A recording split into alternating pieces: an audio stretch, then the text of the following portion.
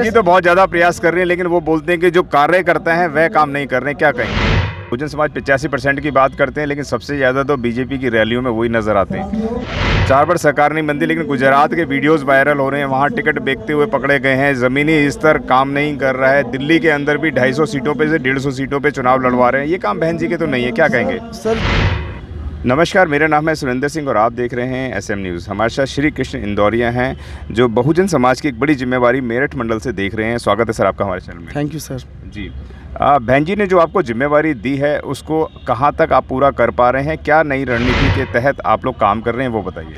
देखिए, हम लोग जो समय समय पर बहन जी के दिशा निर्देश होते हैं जी, उसके अकॉर्डिंग हम लोग पार्टी का काम करते हैं। जी, हम लोग ग्रास रूट पर जाकर जी, अपने कार्यकर्ताओं को जगाने का काम कर रहे हैं जी, और लोगों को बताने का काम कर रहे हैं कि जो ये मनवादी सरकार है, जी, जो आज इस बाबा साहब ने जो हमारा संविधान दिया है, जिससे हम लोग सम्मान की जीवन जी रहे हैं, उसे ये ख़त्म करना चाह रहे हैं। तो हम लोग संविधान की रक्षा के लिए अपने लोगों को बता रहे हैं, घर घर जा रहे हैं और उन्हें समझा रहे हैं कि भाई हाँ, आप लोग जो बाबा साहब ने हमें संविधान दिया और जो हमें बताया है, हमें बाबा साहब के मार्ग पर चलना चाहिए और बाबा साहब की बताई बातों को मानकर उस पर अमल करना चाहिए। कितने लोग समझ पा रहे हैं? अधिकांश जितने भी बहुजन समाज 85% की बात करते हैं, लेकिन सबसे ज़्यादा तो बीजेपी की रैलियों में वही नज़र आते हैं। देखिए सर, गुलामों का जो इतिहास रहा है उसे ख़त्म करने में बड़ा टाइम लगेगा।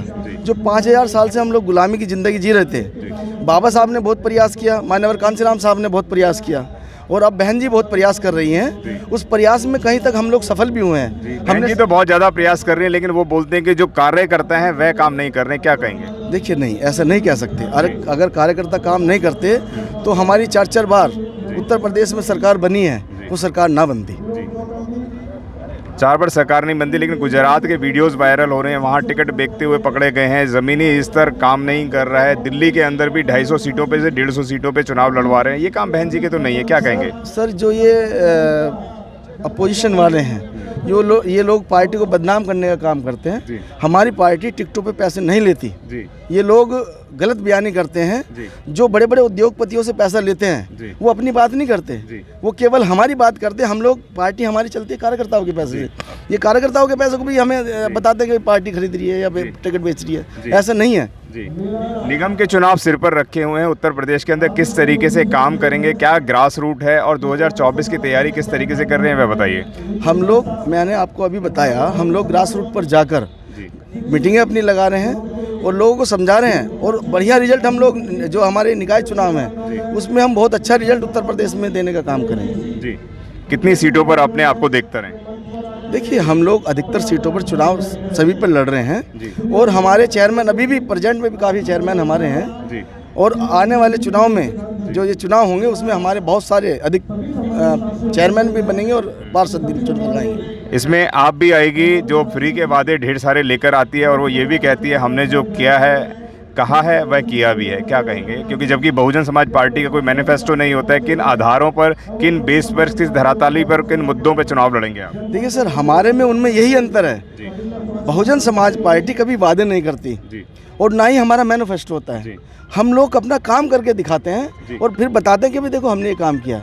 आप बहन जी की 4 बार की सरकार में देखिएगा, हमने जितने काम किए हैं, हमने 2007 से 12 में जितने हॉस्पिटल, कॉलेज, यूनिवर्सिटियाँ, बच्चों को नौकरियाँ जितनी बहन जी की सरकार में मिली है, आज़ादी के बाद अगर किसी सरकार ने दी तो मुझे लाइए, उसे बताइए मुझे किसी सरकार ने दी है। आज मोदी जी 2014 में यहाँ पे आए, उन्होंने कहा मैं करोड़ों नौकरियाँ दूंगा, मैं सबको 15-15 लाख दूंगा। क्या एक को भी दिया? उन्होंने करोड़ों नौकरियां खत्म करने का काम आज मोदी जी सरकार की है। सारे सरकारी संस्थानों को बेचने का काम इन्होंने किया है। बीजेपी तो लगातार ये कह रही है, दिल्ली के चुनाव, उसमें भी चुनाव घोषणा पत्र में उन्होंने बोला जहां झुग्गी वहां मकान देने का काम करेगी बीजेपी। क्या कहेंगे? देखिए, भारतीय जनता पार्टी एक जुमला पार्टी है। ये काम बहुजन समाज पार्टी ने करके दिखाया था। देश की आज़ादी के बाद अगर सम्मान से जीने का अधिकार किसी ने दिया तो बहन कुमारी मायावती जी ने दिया है। उन्होंने गरीब लोगों को, सर्व समाज के गरीब लोगों को 2 कमरे का मकान देने का काम किया था। कांग्रेस ने क्या किया? नाले के ऊपर 12 गज का मकान दिया, उसमें न लैट्रिन न बाथरूम कुछ, बल्कि आदमी जो है बड़ा अपने आप को अपमानित महसूस करता था। जिसके 5 बच्चे होते थे वो 12 गज के मकान में अपने आप को बड़ा अपमानित महसूस करता था। धन्य बहन कुमारी मायावती जी, जिन्होंने इस देश को एक नई दिशा देने का काम किया और उन्होंने बताया कि भाई सम्मान से आदमी 2 कमरे का मकान बहन जी ने दिया था, और आज जाके देखिए कांसीराम योजना में जितने मकान हमने दिए हैं। क्या कारण है कि आज दबी जमान में बीजेपी हो, कांग्रेस हो, सपा हो, वह तो बोलते हैं बहुत बढ़िया काम करा है, लेकिन बहुजन समाज के लोग अपनी वोट को डाइवर्ट कर देते हैं, क्या कहेंगे आप? देखिए मैंने अभी क्या जिस किया तरीके की आप बात कर रहे हैं कि बहन जी ने मकान दिया, बहन जी ने नौकरी देने का काम किया, बहन जी ने बेहतरीन हॉस्पिटल देने का काम करा, बहन जी ने बेहतरीन स्मारक बनाए, तो क्या कारण है कि उसके बावजूद भी वोट परसेंटेज लगातार कम हो रहा है? जी देखिए सर, मैंने आपसे बताया जब बहन जी की सरकार थी, बहन जी ने सर्व समाज को राजनीति में प्रतिनिधि देने का काम किया। जिन लोगों को मंत्री और संतरी बनाया वो लोग सही मायनों में समाज में अपने गए नहीं। जो बहुजन समाज के लोग जिन्हों को मंत्री बनाया था, जिनको विधायक बनाया था, उन्होंने बहन जी की सही कार्यकलाप को जाके समाज में बताया नहीं, जिससे लोगों को सही बातों का पता नहीं चला। आज लोग ये तो मानते हैं कि बहन जी ने बहुत काम किया है, मगर जब वोट देने की बात आती है तो बरगला जाते हैं लोग। तो हमें उसी बात को, उसी चीज़ को लोगों को जागरूक करना है और उन्हें समझाना है कि भाई आज संविधान खतरे में है। जो ये भारतीय जनता पार्टी के लोग कहते हैं कि भाई हिंदू खतरे में है, मेरा कहना है कि ना हिंदू खतरे में है ना धर्म खतरे में है। आज इस देश के अंदर संविधान खतरे में है। यदि हम लोग अपने अधिकारों को सुरक्षित रखना चाहते हैं और अपने बच्चों को उनका भविष्य सुरक्षित रखना चाहते हैं तो आज हमें संविधान की रक्षा करना पड़ेगा।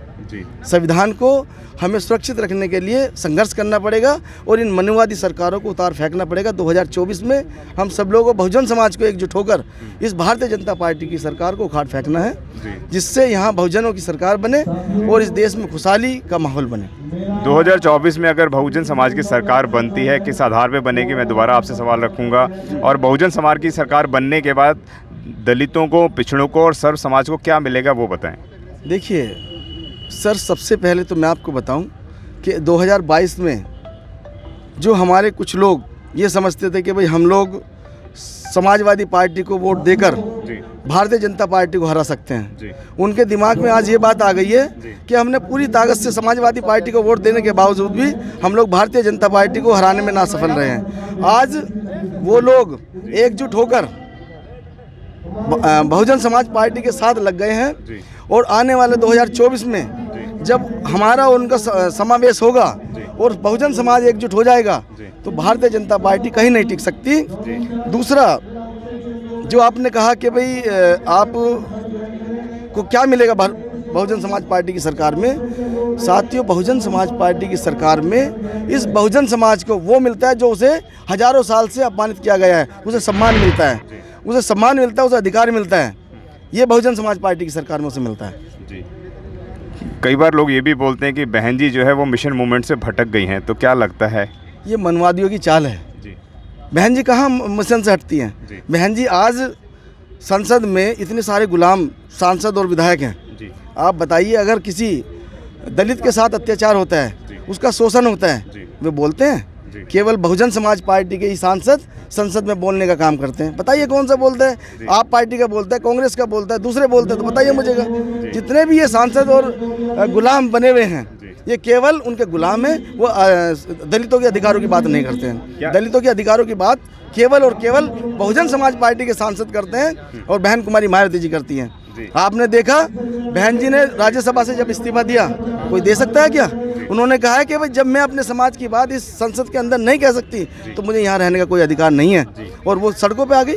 उन्होंने इस्तीफा दिया वहाँ से और समाज को जगाने का काम किया। क्या लगता है 2000 चुनाव के अंदर और अभी 2022 के अंदर जो निकाय के चुनाव हो रहे हैं, निगम के चुनाव हो रहे हैं, हरियाणा के अंदर भी एक बड़ी उपलब्धि मिली है, 10 सीटें वहाँ पर भी मिली हैं, हिमाचल के अंदर भी क्या रहेगा, गुजरात का माहौल क्या रहेगा, और अभी जो निगम के चुनाव दिल्ली में हुए हैं उस पर भी क्या रहेगा?